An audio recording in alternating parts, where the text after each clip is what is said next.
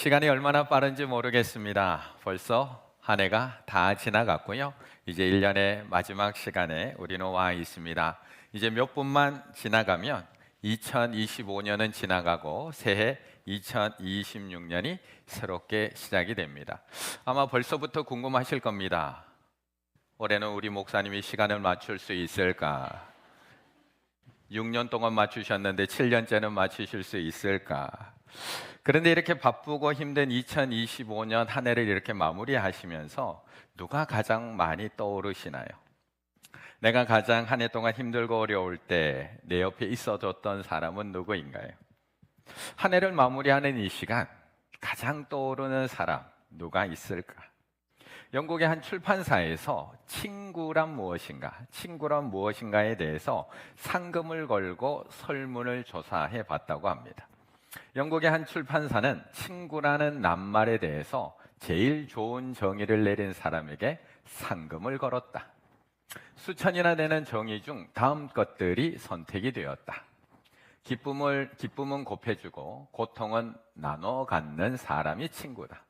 우리의 침묵을 이해하는 사람, 많은 동정들을 쌓여서 옷을 입고 있는 것, 언제나 정확한 시간을 가리키고 절대로 멈추지 않는 시계와 같은 존재가 친구이다. 하지만 다음의 정의가 1등을 차지했다. 친구는 온 세상이 다 나의 곁을 떠났을 때, 그때에도 나를 찾아오는 사람이다.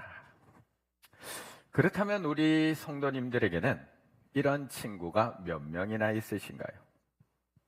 온 세상이 다 나의 곁을 떠났을 때 나를 찾아오는 그런 사람, 그런 친구가 우리 성도님들은 몇 분이나 있으신가?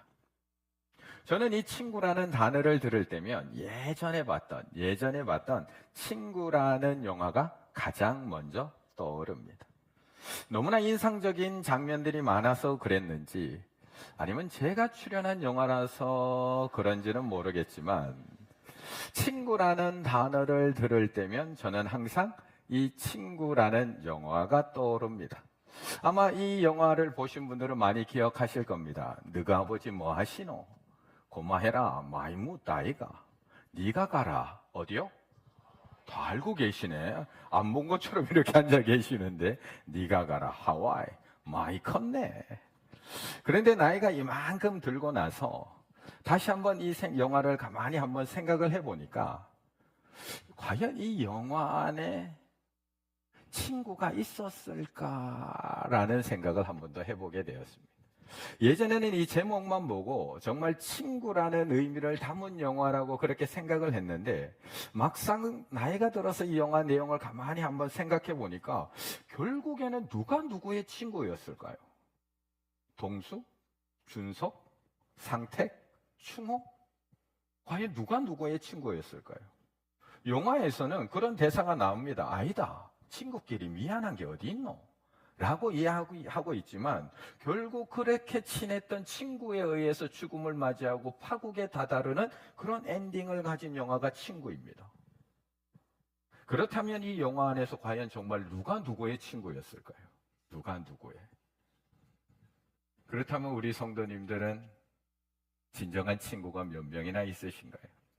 서로 가끔 전화하는 친구도 있고 매일매일 탁구 골프 치는 친구도 있을 거고 1년에 한 번쯤 만날까 말까 하는 동창도 친구일 텐데 온 세상이 다 나를 떠날 때 그때 나를 찾아오는 그런 친구 몇 분이나 있으신가요?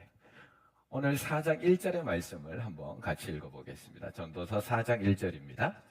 내가 다시 해 아래에서 행하는 모든 학대를 살펴보았도다. 보라, 학대받는 자들의 눈물이로다. 그들에게 위로자가 없도다. 그들을 학대하는 자들의 손에는 권세가 있으나 그들에게는 위로자가 없도다. 아멘. 오늘 본문의 저자는 솔로몬입니다. 그는 이스라엘에서 왕이었고요. 가장 이스라엘이 강성할 때의 왕위에 오른 사람입니다. 그의 손에는 권세가 있었고 지혜가 있었고 그에게는 재물이 넘쳐나고 있었습니다. 그래서 왕실에는 종들로 가득했고요. 왕궁에는 신하들로 가득 넘쳐났습니다. 그러니 주변의 친구들은 얼마나 많았을까요? 얼마나 많은 사람들이 찾아왔을까? 심지어 스바 여왕도 솔로몬의 지혜의 명성을 듣고 예루살렘까지 찾아오기도 합니다. 그런데 스바 여왕만 솔로몬을 찾아왔을까? 열왕기상 10장에 보면 온 세상 사람들이 다 하나님께서 솔로몬의 마음에 주신 지혜를 들으며 그의 얼굴을 보기 원하여 그들이 각기 예물을 가지고 왔으니 곧 은그릇과 금그릇과 의복과 갑옷과 향품과 말과 노새라 해마다 매년 그 많은 왕들이 이 많은 재물을 가지고 얼굴을 보러 찾아왔다라고 얘기하는 겁니다. 그런데 솔로몬은 왜 이런 감정을 느낀 걸까요? 이렇게 주변에 사람들이 많고 이렇게 많은 사람들이 매년 솔로몬을 찾아오는데 왜 해 아래 위로자가 없다라고 1절에서 고백하고 있는 걸까요? 사실 그를 찾아오는 수많은 사람들이 왜 매년 해마다 이렇게 열심히 그렇게 많은 재물을 싸들고 솔로몬을 찾아오는 걸까? 신하들은 높은 자리를 얻기 위해서 솔로몬을 찾아옵니다.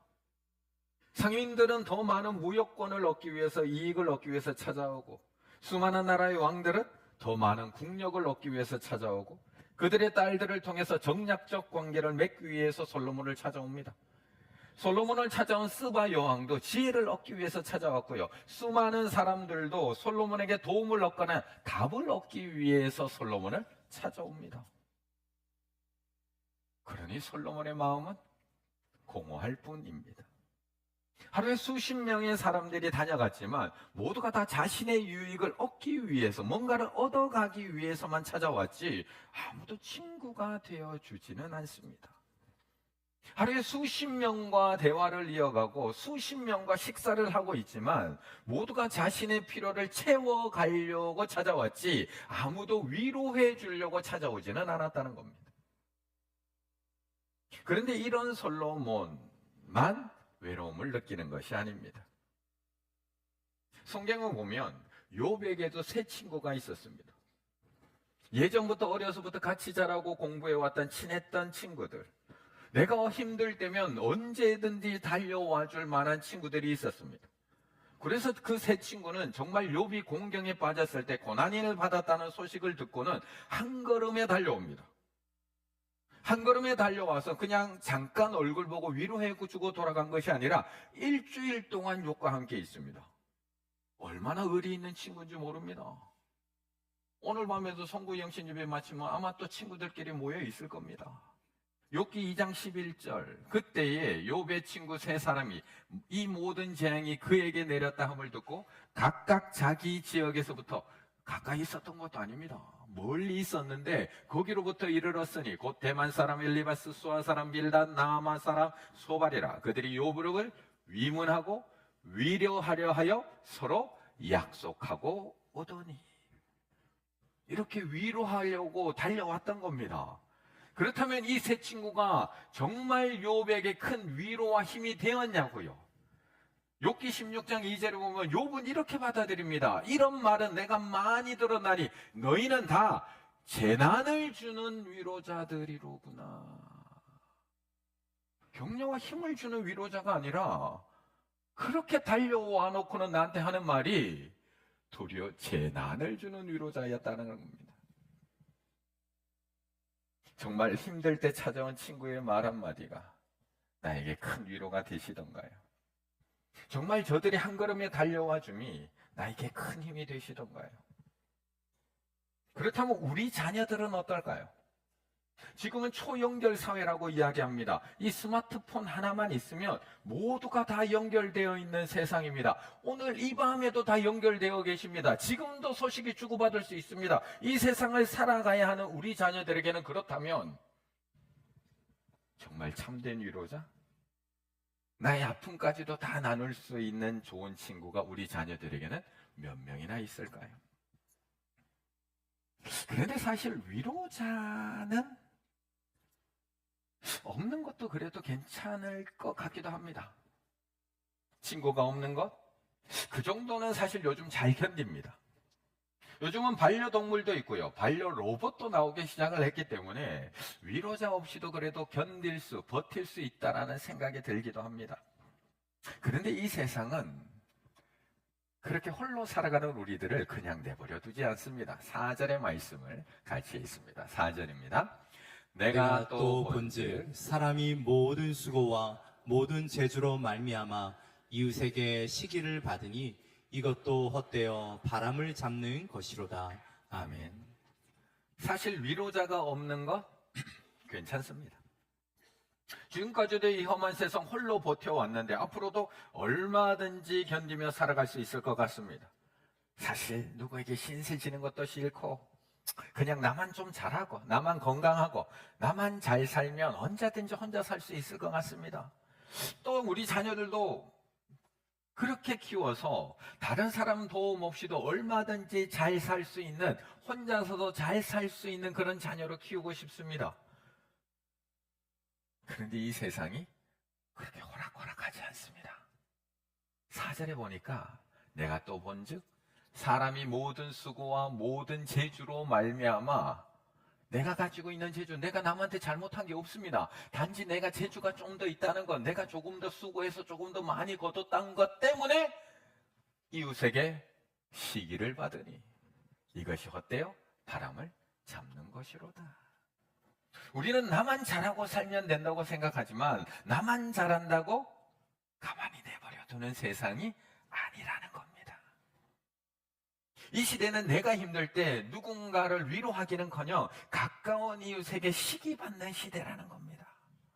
누군가가 힘들어할 때 위로하는 것보다 누군가 잘 되었을 때 축하하는 게 더 힘든 시대라는 겁니다. 정도의 차이는 있지만 이 질투는 누구에게나 익숙한 감정입니다. 누구에게나. 저마다 짚히는 부분이 있을 겁니다. 아마 올해도 질투난 사람이 있을 겁니다.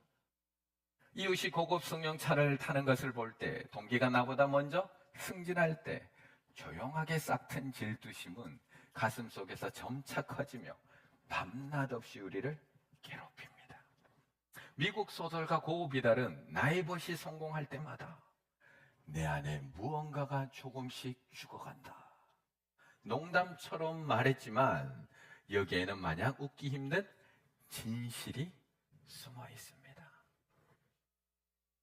사실 이 시기와 질투는 너무 오래된 죄의 문제입니다. 거의 창세기부터 시작되는 문제입니다. 왜 가인이 하나밖에 없는 동생 아벨을 돌로 쳐 죽였을까요? 그렇다면 왜 요셉의 형들은 요셉을 미워했을까요? 왜 요셉의 형들은 동생을 죽이려고 구덩이에 던지고 미디안 상인들에게 요셉을 팔아버렸던 걸까? 창세기 37장 11절, 그들의 형들은 뭐하되? 시기하되 그의 아버지는 그 말을 간직해 두었더라. 이게 시기심입니다. 그런데 사실 저도 요즘 시기심이 살살 타오르고 있습니다. 제 눈이 이글이글 타오르고 있지 않나요? 막 살살 타오르고 있습니다. 작년까지는 제가 이러지 않았거든요. 작년까지는 제가 어떤 걸 보고 그렇게 화를 내지 않았거든요. 작년까지는 제가 지나가다가 이 현수막을 보고도 그렇게 화내지 않고 칭찬해 줬거든요. 이 현수막입니다. 충주대원고등학교, 서울대학교 2명 학교. 작년까지만 해도 제가 저 현수막을 보고 아이고 잘했네, 아이고 잘했네, 우리 대원고등학교에도 열심히 하는 친구들이 있네, 올해는 2명이나 붙었네, 아이고 충원고에도 보내고 중상고에서도 보내고, 아이고 충주고등학교는 올해 4명이나 보냈네, 아이고 잘했네, 아이고 잘했네. 제가 작년까지는 그렇게 박수 쳐줬거든요. 그런데 올해는 점점 이 현수막이 얄미워지고 있습니다. 왜 이렇게 지나갈 때마다 이게 눈에 걸리는지 모르겠습니다. 마음 같아서는 확! 이제는 교회 나가는데 교회 맞은편에도 어젯밤에는 또 하나 붙여놨더라고요. 이거를 도대체 제가 왜 그럴까요? 제 아들이 고3이거든요. 제 아들도 입시생이거든요.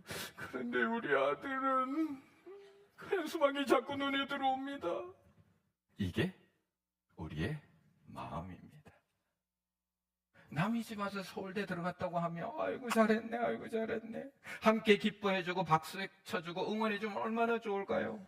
그렇게 열심히 공부했는데 서울대학 잘 들어갔지, 잘 들어갔지, 아이고 잘했네, 아이고 부모님들도 고생 많았네, 이렇게 해주면 얼마나 좋을까요? 그런데 이게 남의 이야기면 얼마든지 가능합니다. 그런데 옆집 이야기면 달라지기 시작합니다. 옆집 아들이 서울대 들어가면 상황이 달라집니다. 동료의 아들이 서울대 들어갔다고 하면 마음이 달라집니다. 우리 아들은 저 지방 우유 먹고 자랐는데 누구네 집 아들은 서울 우유 먹고 자라서.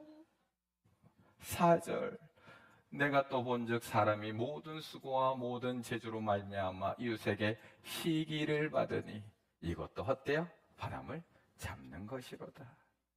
그래서 함부로 사진도 못 올립니다. 함부로 자녀 잘된 이야기 어디 가서 하면 안 됩니다. 우리는 수많은 사람들이 카톡 친구, 페북 친구, 인별 친구 다 친구입니다. 다 친구로 연결되어 있습니다. 그런데 기쁨도 슬픔도 편하게 나눌 수가 없습니다.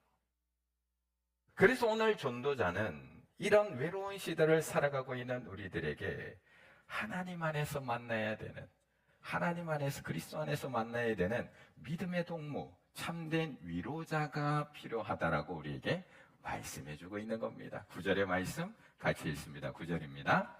두 사람이 한 사람보다 나음은 그들이 수고함으로 좋은 상을 얻을 것임이라. 아멘.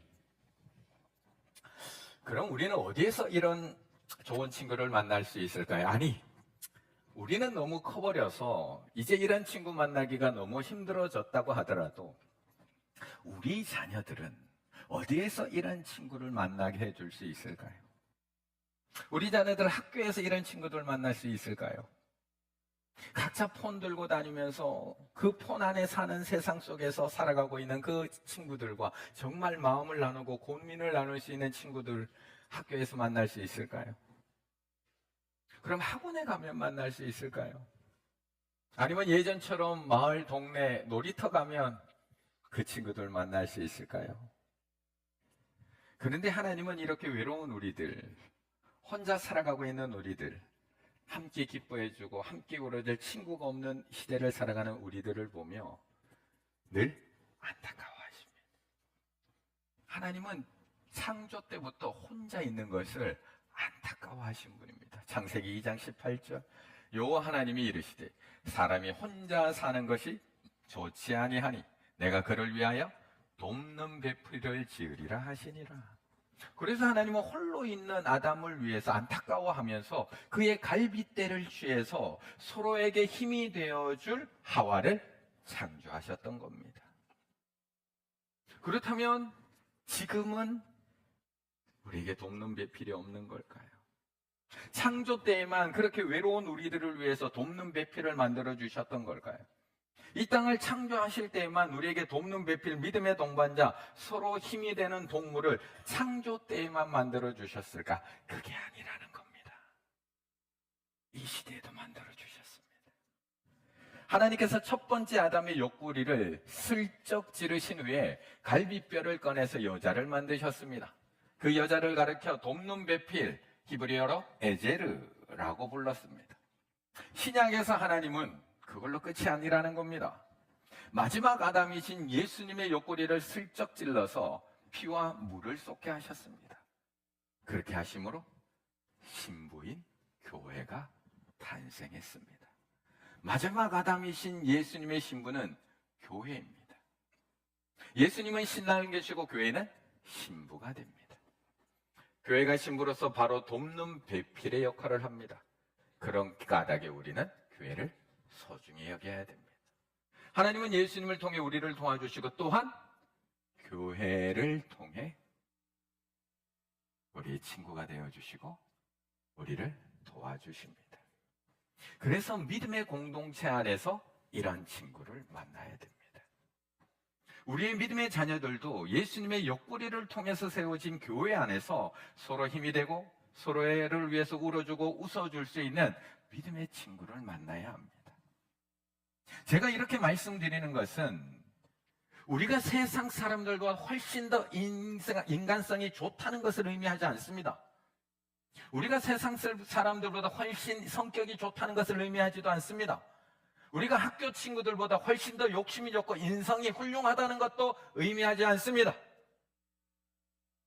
우리는 단지 내가 죄인이라는 것을 아는 사람, 내가 욕심 많은 사람이라는 것을 고백하는 사람들, 내가 나밖에 모르는 사람이라는 것을 인정하는 사람들, 내가 얼마나 질투가 많고 미움이 많고 날마다 마음과 입술로 죄를 짓고 있는 사람인지를 아는 사람들, 그래서 날마다 예수 그리스도 앞에 나와서 회개하고 가슴을 치며 기도하는 사람들, 예수님 안에서 날마다 새로워지는 사람들, 예수님 안에서 나를 십자가에 못 박고 서로 손잡아줄 수 있는 사람들, 올 한 해도 내가 그렇게 죄인으로 살아왔지만 한 해를 예수 그리스도 앞에서 마무리하며 새해는 새 사람으로 살아가기로 결단하는 사람들, 그런 사람들이 모인 교회 안에서 우리는 그런 믿음의 친구를 만날 수 있고 우리 자녀들에게도 그런 믿음의 친구를 만나게 해줄 수 있을 줄로 믿습니다. 그래서 우리 충일교회는 내년에 교회학교 교구, 우리 자녀들을 위한 교회학교 교구가 만들어질 예정입니다. 미취학교구, 취학교구, 청소년교구로 나누어져서 구성이 됩니다. 이름을 이렇게 정해봤습니다. 씨앗교구, 나무교구, 열매교구. 이렇게 해서 우리 미취학교구는 우리 김주상 전도사님이 담당을 해서 신혼부부 2구역, 영유아 유치 4구역, 그리고 우리 취학교구 나무교구는 우리 송종훈 목사님이 담당을 하시고 유년부교구 4구역, 소년구역 4구역, 그리고 우리 청소년교구 열매교구에는 우리 손도행 목사님이 담당을 하시며 중등구역 4구역, 고등구역 6구역으로 구성하려고 합니다. 지금까지는 부모님은 부모님들대로 구역이 편성이 되어 있고 우리 자녀들은 교회 학교에 그냥 맡기며 신앙생활 시켰지만 이제는 교회와 가정이 함께 연결이 되어서 우리의 자녀들을 믿음으로 양육해 가려고 합니다. 그러기 위해서는 믿음의 부모님들부터 좋은 믿음의 친구가 되셔야 합니다. 아이들을 키우며 힘들고 어려운 부분들을 나 혼자 짊어지고 가는 것이 아니라 구역 안에서 그 어려움들을 서로 함께 나누며 함께 기도할 수 있어야 됩니다. 서로의 아이들의 믿음 안에서 함께 자랄 수 있도록 서로에게 힘이 되고 격려가 되는 그런 부모들이 되어야 합니다. 그렇게 할 때 우리 자녀들도 배워가기 시작을 합니다.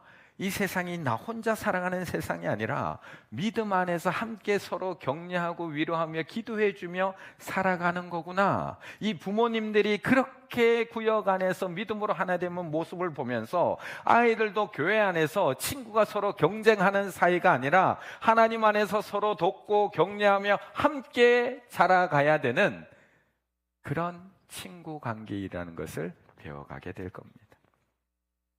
이미 우리 충일교회는 너무 잘하고 있습니다. 아마 작년에도 우리 성도님들이 교회 학교를 위해서 얼마나 많이 기도해 주셨는지 우리는 알고 있습니다. 우리 성도님들이 많이 기도해 주시고 헌신해 주시고 또 배려해 주셔서 우리 아이들이 정말 교회 안에서 건강하게 잘 자랄 수 있었습니다. 교회 행사가 있을 때면 다 양보해 주시고 장소도 배려해 주시고 또 아낌없이 후원해 주셔서 다음 달에는 우리 중고등부 아이들이 또 필리핀으로 비전 트립도 다녀옵니다. 지금도 행복하게 신앙생활하고 있습니다. 또 얼마나 라면을 많이 사주셨는지 행복, 예수님과 함께 라면 또 아이들 많이 먹고 또 잘 자라고요. 거기서 얻어지는 수익금으로 또 교회학교 후원금으로 또 사용하기도 했습니다. 그런데 우리 충일교회는 이 아이들을 믿음 안에서 양육하기 위해서 여기서 한 걸음 내년에 더 나아가려고 합니다. 올해는 훈훈한 교사, 꿈틀거리는 아이들이었다면 내년에는 훈훈한 구역, 함께 키우는 아이들이라는 표현을 가지고 이제 교회와 가정이 하나가 되어서 아이들을 믿음 안에서 양육하려고 합니다. 먼저 구역 안에서 우리 부모님들이 믿음 안에서 하나가 되시고 그 모습을 보면서 자란 아이들이 자연스럽게 교회 안에서 좋은 믿음의 친구들을 만나 함께 자라는 교회로 그렇게 세워가려고 합니다. 점점 외로워지고 각박해지고 서로 경쟁하며 홀로 살아가야 되는 이 시대 속에서 저는 마지막 남은 대안은 학교도 아니고 학원도 아니고 직장도 아니고 저는 교회밖에 없다고 생각을 합니다. 그래서 새해 하나님은 우리에게 이 말씀을 주셨습니다. 전도서 4장 9절. 다시 한번 읽을까요? 두 사람이 한 사람보다 나음은 그들이 수고함으로 좋은 상을 얻을 것임이라. 아멘. 한 아이를 키우는데 온 마을이 필요하다라는 말처럼 한 아이를 믿음으로 키우는데 온 교회가 필요하다는 것을 꼭 기억하시고 2026년 한 해 우리 충일교회를 함께 아이들을 믿음 안에서 키워가는 믿음의 마을, 사랑의 마을, 훈훈한 마을로 만들어 가실 수 있는 우리 충일의 가족들 다 되시기를 간절히 바라겠습니다.